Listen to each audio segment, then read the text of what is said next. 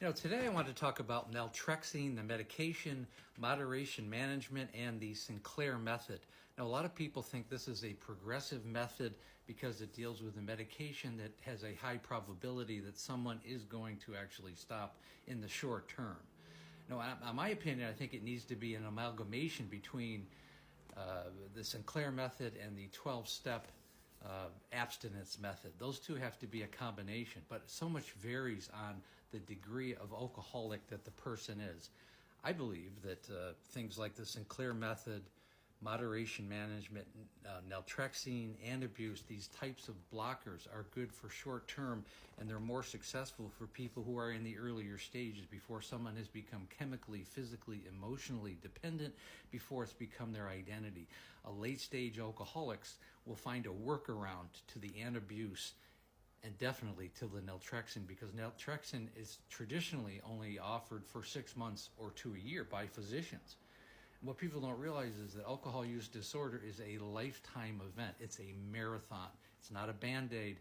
Naltrexone and abuse in the Sinclair method is more or less a Band-Aid. That's why it needs to be worked in with the 12 steps, which is a long-term approach. And I'll continue this conversation.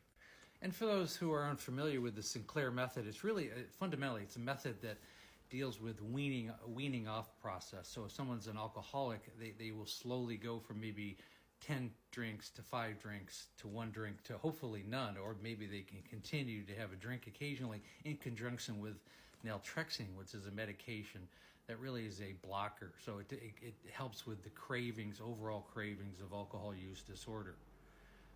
Those are the good things. It has a high probability.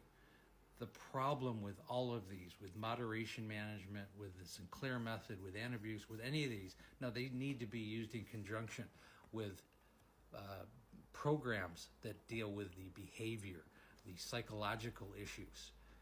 And if you don't deal with those, you're going to end up with what's called a dry drunk.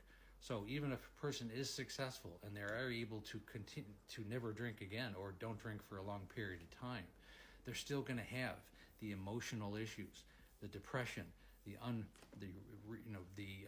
unacknowledged emotional issues, the trauma in childhood, the anxiety, the stresses that maybe have not come up yet.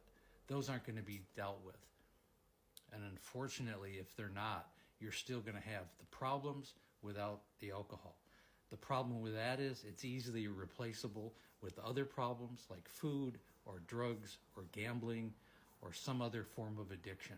You haven't solved the problem, you've just fixed the alcohol. And what people don't realize is that alcohol use disorder is not about the alcohol. And the reason why it's not as effective is someone who's in a late stage 3, a stage 3 or a stage 4, who their entire life is really about consuming alcohol, getting it, consuming it, and dealing with it on a regular basis. They don't want to stop. Okay, they don't want to stop because they don't want to deal with the emotional trauma and whatever was the original reason why they're drinking. Moderation management, the Sinclair method, is not going to stop that. It's simply not. They will work around it. If they have abuse, which is in your system for about 2 weeks, they could easily just wait 2 weeks and then go back to drinking because that's what they want to do. Same thing with naltrexone. Generally, they only give it, physicians give it to you for 6 months to a year. Well, then what? What's going to happen down the road? All those emotions, those repressed emotions and the depression and the anxiety and the original stresses can certainly come back up. You've put a Band-Aid on top of something that is a temporary fix. Alcohol use disorder, there is no cure for it. It is something that needs to be maintained for the entirety of the person's life. Putting a Band-Aid on it for a year is not going to solve the problem unless the person is a lower level alcoholic, unless they're in the earlier stages, again, before they become chemically, physically, emotionally addicted, before it's become part of their personality. I hope this makes sense. And I realize, a lot of people are very sold on naltrexone. I am too, but it needs to be used in conjunction with behavioral management. And quite frankly, coming from a psychological and a family experience background like I have, if I had a son or a daughter and the suggestion was for them to wean off alcohol, I know in my heart that's not what I would want them to do. I would want them, honestly, to completely eradicate the alcohol from their life. If you have any issue, why mess around? Just have it removed from your life. It's almost like we're coddling people to simply, oh, it sounds better to just moderate it off. It's easier psychologically. Maybe that's true to some extent.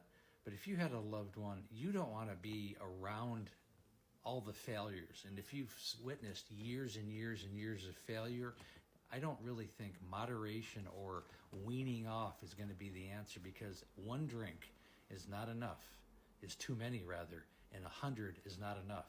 So why continue any path of drinking? Why have any alcohol in your life in any way, shape, or form? And for those who know, I'm sure this will stir up a lot of conversation. I hope it does. There's a lot of opinions. Otherwise, everybody sees from their vantage point, and I understand that. My vantage point is, as a family member, I really wouldn't want to be around somebody who's weaning off alcohol and on any capacity. I personally wouldn't want to be around it as a family member. I wouldn't trust it, and I would never feel comfortable that it's actually going to work.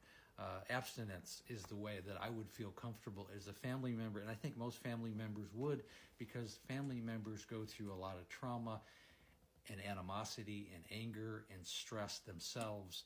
And weaning off, to me, not certainly, maybe in the earlier stages, like I said, but I wouldn't trust it on the later stages when it's been so ingrained into someone's personality, physicality, and chemistry. And again, I hope that helps. Last thing I want to say, I go live Monday through Friday right around 6 o'clock Pacific Standard Time, 9 o'clock Eastern Standard Time. We also have the Facebook group. It's called There's an Alcoholic in the Family. Again, link is in the link tree in my bio. And when you're ready to work with me one-on-one, click on the link in the bio. It takes about 45 minutes to an hour. It's a Zoom call. We do a deep dive into what's going on with you and your family, as it's a family disease. And then we go over the program. I'm looking for people who want to change their lives. The call is free. The coaching program, definitely.